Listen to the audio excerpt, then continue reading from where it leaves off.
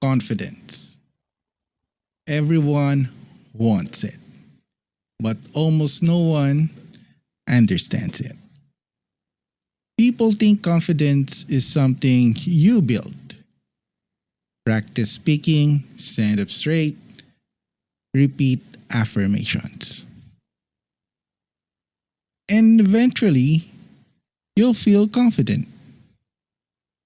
But here's the strange thing: some of the most confident people I ever met never tried to be confident. They didn't practice it. They didn't study it. Ganun lang talaga sila. So, naisip ko, the real question is not how do you build or how do you build confidence? Ang totoong tanong ay why do some people naturally have it while others keep chasing it? And the answer might surprise you. Because confidence is not the cause, it's the result. Today, I want to talk about something that changed the way I think about personal growth. Most advice about confidence is incomplete. Hindi mali, pero incomplete. Because confidence doesn't come from motivation. It doesn't come from hype. And it definitely doesn't come from repeating affirmations in front of a mirror. Confidence comes from something deeper, something most people never examined: your identity. And once you understand this, you stop chasing confidence. And confidence starts showing up on its own. And ito yung kakatuwang naobserbahan ko palagi. Napapansin nyo ba na the loudest person in the room is not always the most confident one?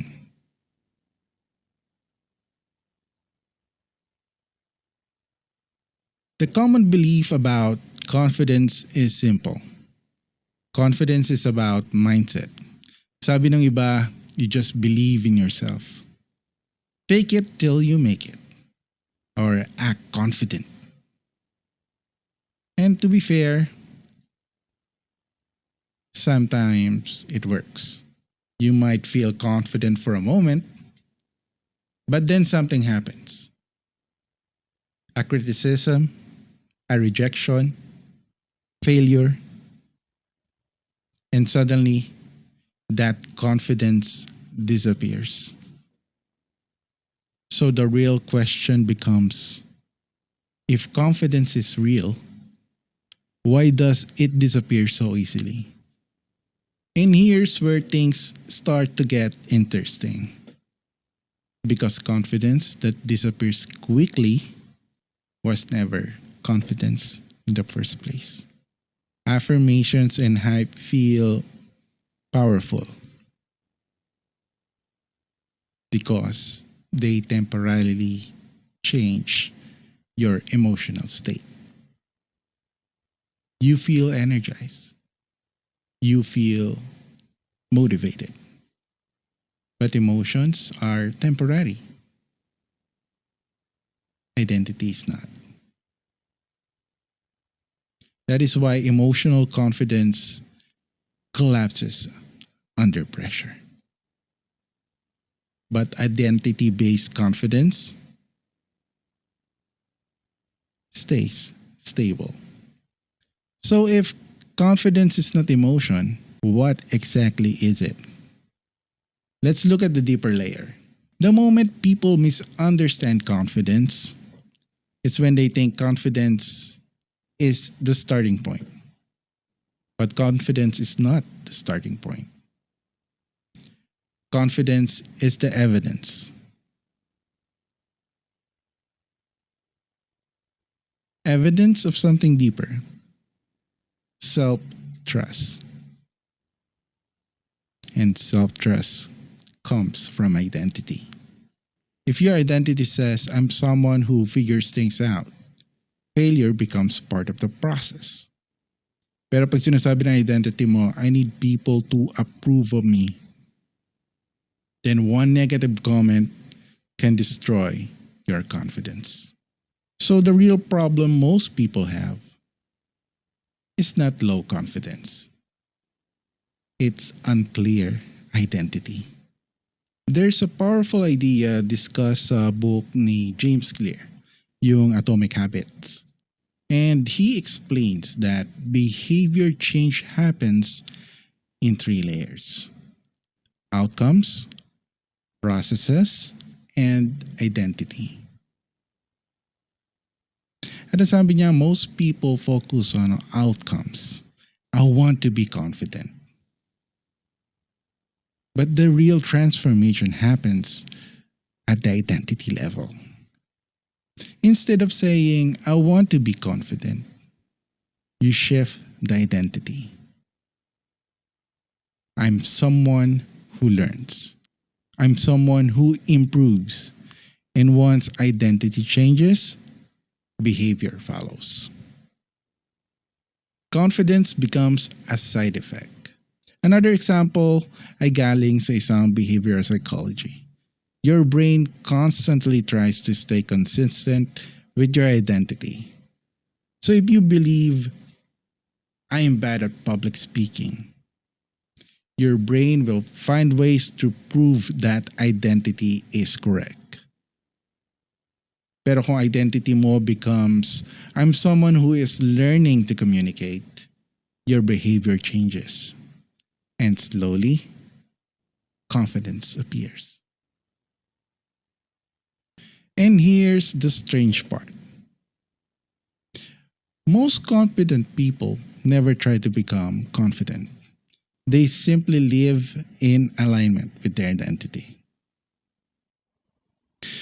I want you to pause here for a moment because this idea might completely change how you approach confidence. Confidence is not the tree. Confidence is the fruit. Identity is the tree. If the tree grows strong, the fruit eventually appears.